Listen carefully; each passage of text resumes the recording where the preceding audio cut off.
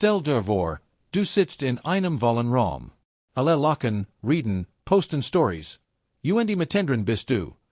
Du lachelst, machst mit, aber tief drinnen spürst du ein leis, borend leer. Du wardest erof, das jemand sagt, wow, das hast du echt gut gemacht. Oder einfach nur deinen Namen nennt und wirklich meint, was sagt. Dieses Gefühl kennen Millionen Menschen. Manch spüren es nur ab und zu, und ganzes Leben lang. Es ist das tief, oft schmerzhaft intensive Verlangen nach Anerkennung. Nicht nach Liebe, nicht nach Geld, nicht einmal nach Erfolgen sich, sondern danach, Gesehen, gestchatzt und bestätigt zu werden. Warum sehnen sich manch Menschen so sehr danach, dass es fast waitet? Warum regt es manchen nicht, wenn sie selbst mit sich zufrieden sind?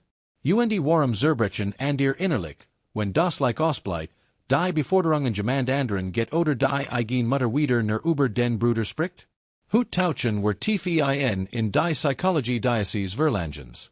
Wir schauen uns an, woher es kommt, wie es unser Leben steuert, welch Vermen es nehmen kann, und vor allem, wie man damit leben oder es sogar loslassen kann, sich selbst zu verlieren.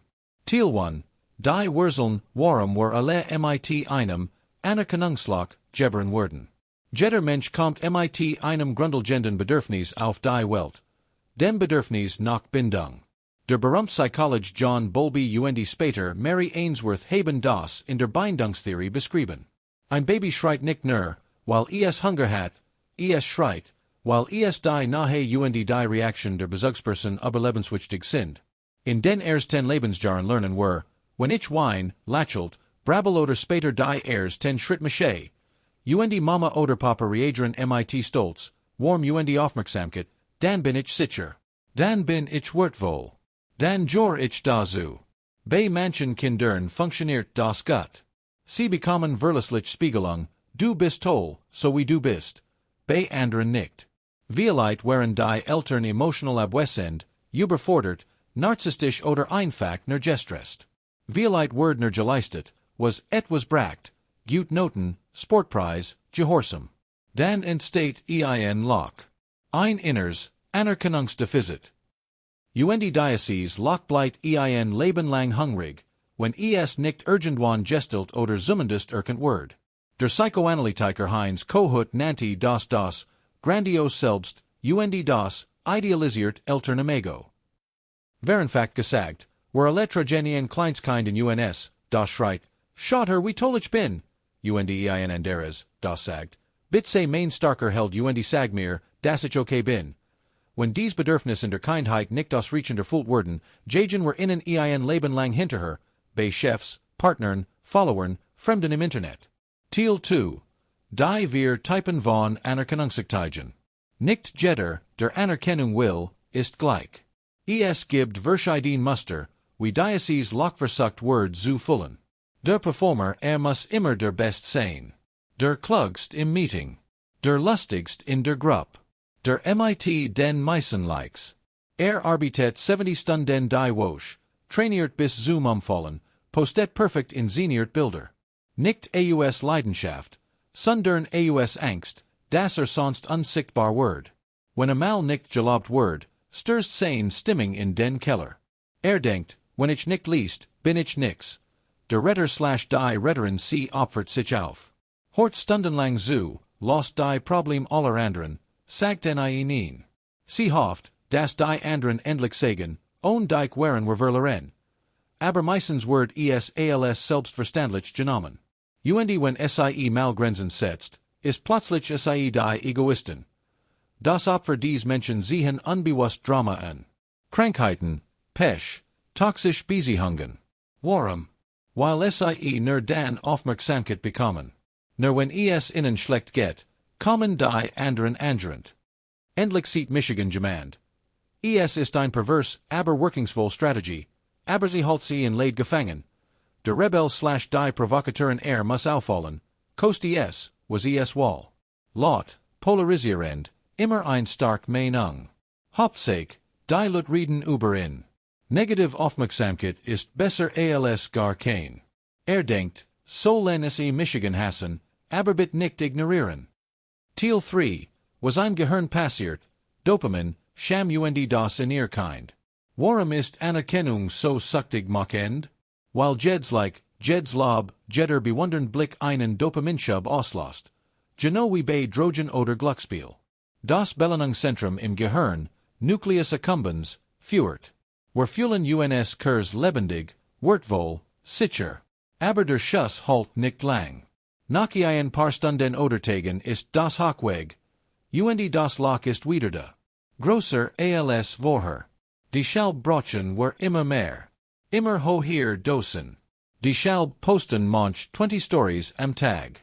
Die Schall bleibt der Workaholic bis Mitternacht im Büro.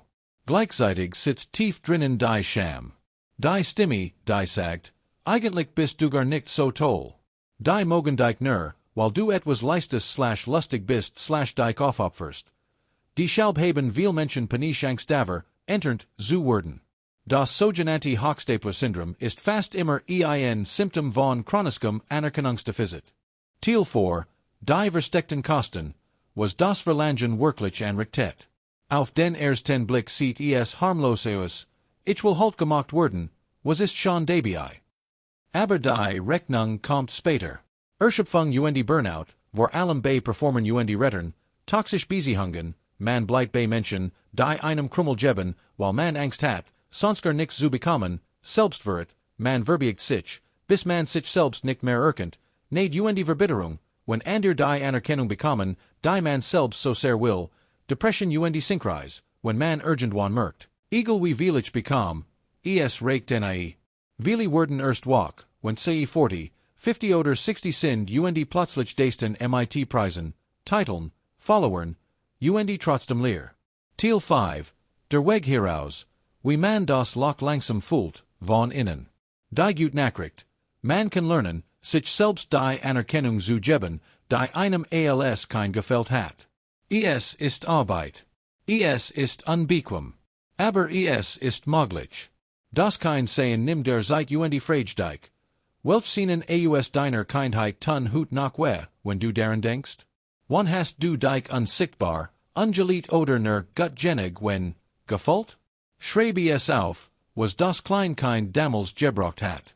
Und dann gib es dir selbst, als Erwachsener. In Gedanken im Spiegel, laut ausgesprochen, ich sehe dich. Du bist genig. Du musst nix leisten, wird wohl so sein. Klein Momente der Selbstanerkennung sammeln von kleinen. Nach einem Arbeitstag, ich have hut drei Dinge gut gemacht, auch wenn niemand es gesehen hat. Nach einem Streit, ich have mein grenzwertigkeit, das war mutig. Es fühlt sich erst anechten. Aber das Gehirn lernt dazu. Nach ein paar Monaten braucht man den externen Schuss nicht mehr so dringend.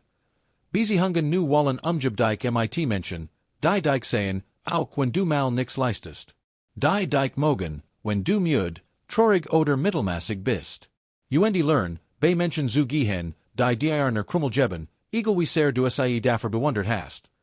Den wird von unsichtbaren, Tätner kennen die schönsten Dinge im Leben bringen selten Applaus, ein Baum, den man gepflanzt hast. Ein Mensch, dem du wirklich zugehört hast. Ein Tag, an dem du einfach ner gut zu der Wurst. Lern, dies Momente als wird wohl answerken, auch on zugen. Professionell Hilfe nichts tun manchmal ist das Loch so tief, dass man alien nicht herauskommt. Ein gut Therapie, besonders Schematherapie, IFS oder Tiefenpsychologische Ansätze, kann Wunder wirken. Dort darf man endlich das kein sein, das nie gesehen wird, und wird endlich gesehen. Schluss, du bist schon gesehen. Ende bleibt ein Wahrheit, die banal klingt, aber alles verändert. Du bist bereits wertvoll. Nicht wegen deiner Leistung. Nicht wegen deiner Likes. Nicht, weil dich endlich jemand entdeckt. Sondern einfach, weil du hier bist. Weil du et mest.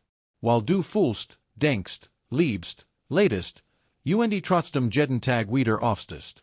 Das Verlangen nach Anerkennung wird vielleicht nie ganz weggehen. Es ist menschlich. Aber es muss nicht mehr dein Herrscher sein. Du kannst lernen, ihm freundlich zu zuniken, wie einem alten, lauten Nachbarn, und dann weiterzugen. In dein eigenes Leben. In dein eigen Stimme. In dein eigen, leis, aber echt groß. Denn das Allerwichtigste ist, du musst nicht mehr schreien, damit dich jemand hort. Du bist schon gesehen. Von dir selbst, wenn du es sollst.